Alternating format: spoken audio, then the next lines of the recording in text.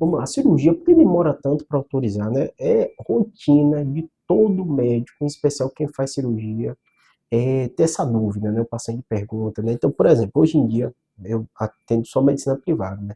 Mas normalmente o paciente tem um convênio para fazer os seus exames, tudo isso, né? E normalmente, quando ele precisa da cirurgia, é um grande momento de estresse, porque o paciente fica com raiva, diz que o convênio não está autorizando, que ele não quer passar. Eu vou explicar só o funcionamento para vocês, sem muito juízo de valor de cada um desses atores, né, que passam e que vocês vão ver nesse momento de autorizar uma cirurgia. Em primeiro lugar, normalmente você procura um médico, né? E aí pode ser dentro da sua rede de convênio, né? Ou do SUS, né? Ou um médico particular. Esse médico vai fazer uma avaliação dele. Essa avaliação dele vai gerar, muitas vezes, para você um pedido de cirurgia. Esse pedido de cirurgia é feito pelo médico. Ele vai dizer o que é que ele precisa fazer, por que ele precisa fazer isso, né? E o que ele precisa utilizar para fazer isso, né?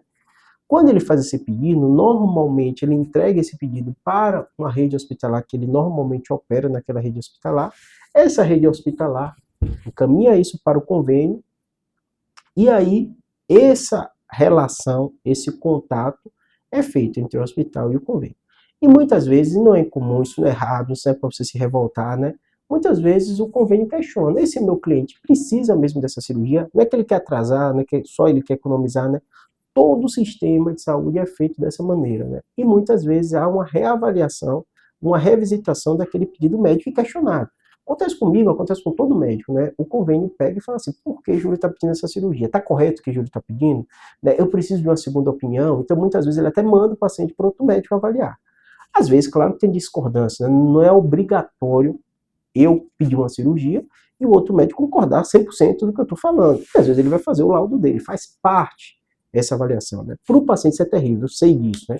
Mas eu estou aqui para, como eu falei no início, eu estou para você entender como funciona, né? E às vezes essas avaliações geram algumas divergências. Pode ser que eu jure e fale, não, eu acho que sim, que precisa desse procedimento e argumento que eu faço o relatório.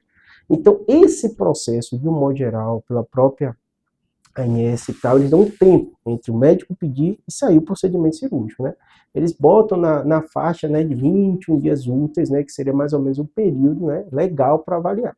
Ah, Júlio, pode ter variação? Pode ter? Pode, né? Às vezes eles, autorizei parcial, aí o médico não aceita aquilo que foi autorizado. Então, assim, é complexo mesmo. Júlio, em qualquer lugar é complexo em qualquer lugar. E aí tem um outro fator, porque o convênio faz isso tão forte com cirurgia e às vezes com exame, com as coisas não tem, por causa do custo. A cirurgia, de tudo que o convênio gasta, é o mais caro, sempre será o mais caro. Então, é geralmente esse o seu momento que você vai ter mais estresse do seu convênio quando você precisar de uma cirurgia.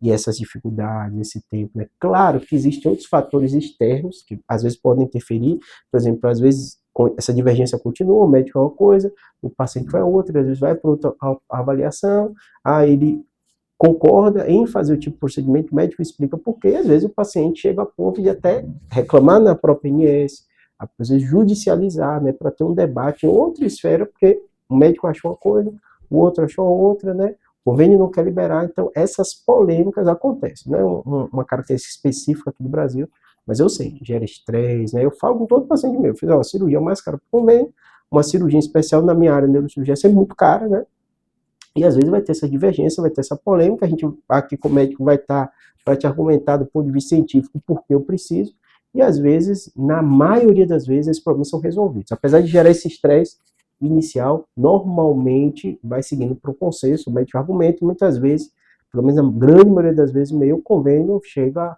a conclusões, precisa mesmo, e acabamos liberando, tá bom? Espero que tenha ajudado, abraço.